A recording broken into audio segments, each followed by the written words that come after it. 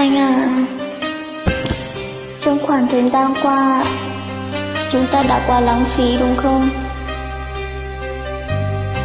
Em biết rằng chúng ta đang gặp nhau là một điều rất may mắn, nhưng để đến được với nhau đó là một điều rất khó.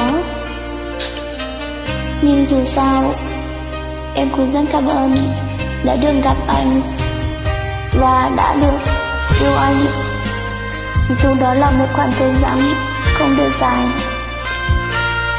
Nhưng em cũng muốn nói với anh rằng em thật sự xin lỗi.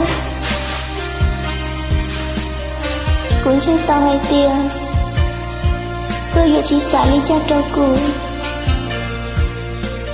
cô chỉ có cái hiểu hai ly cha cho con chứ.